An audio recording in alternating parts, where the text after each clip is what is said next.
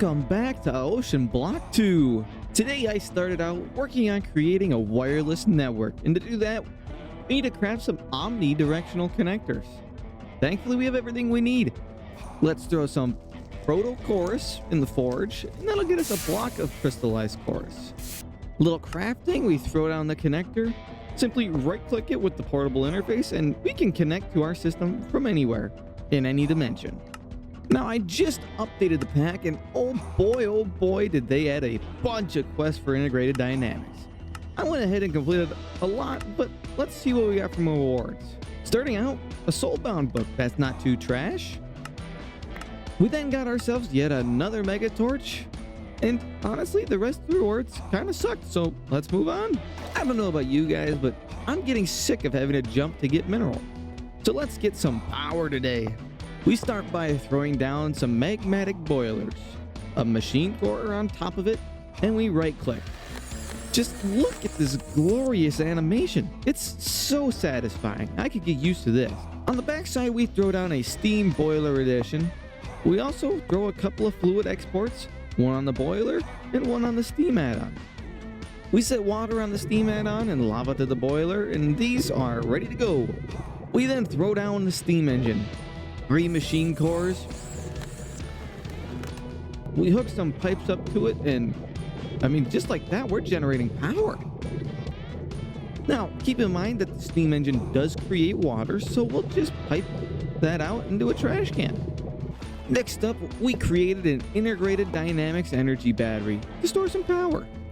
Then hooking up an energy input onto the steam engine, and we successfully have power inside our integrated dynamic system. So now the time has come. We throw down the mechanical press and drying basin, hook up some energy outputs, and this thing's ready to rip.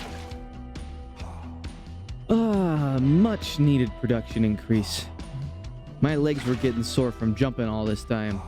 Next up, we need some steel, so we went ahead, created a foundry and 3 machine cores. And man, these animations, they're really growing on me. Simply throw some cold coke and iron inside the foundry. We wait a little bit, and just like that, we have steel. With steel, we craft up a metallurgic infuser as well as an alloy smelter. We'll put some machines together later, but for now, let's work on some mage bloom seeds. Now that we have steel, I would like to upgrade all of our meshes in the sieves to blazing. So a bit of ours in the vow enchanting, and we had some seeds.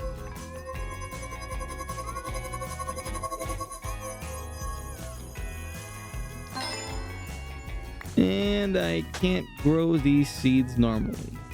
Now during the editing process, I just now remembered that, well, seeds need to be submerged in water. What a rookie mistake. So instead of doing that, I guess let's craft up a garden cloche.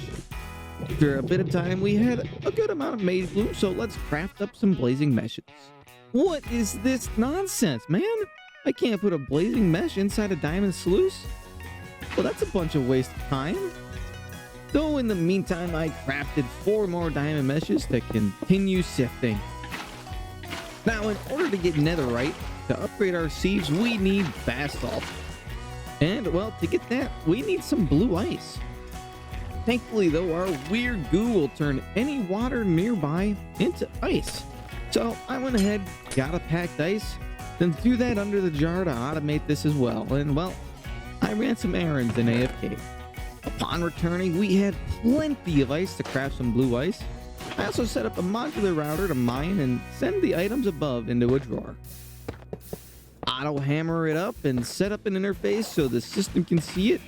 And again, we'll throw down a 5th sluice, export some lava and the crushed basalt, and just like that, we are creating netherite scrap. But in order to upgrade these, we need to get a smithing upgrade. So let's go explore a bastion and take a few stops along the way. I came across an odd structure, which wasn't too bad at the start, but it quickly got out of hand.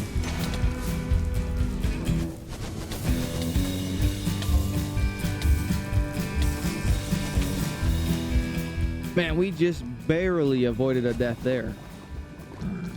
We next stopped at an island, broke some barrels, and moved on. Woo! Ooh, that's a Bastion there. Let's hope the middle has exactly what we want.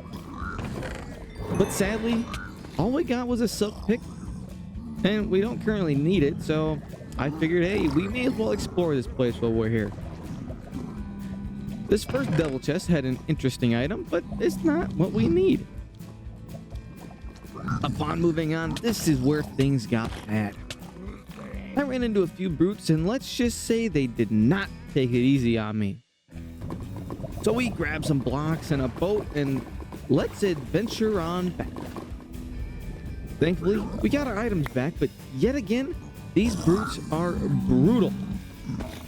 Holy smokes, was that a block clutch of the century. Finally, all of my years of Bed Wars had finally paid off. These chests were exactly what we were looking for. 2 smithing upgrades, and let's get out of here. Finally, we can upgrade our sieves. Now let's see what these things are all about. Now don't forget to change all the cards to export lava now instead of water, and well, they don't work. Let's give them some power, I guess. And holy smokes, these things are cruising.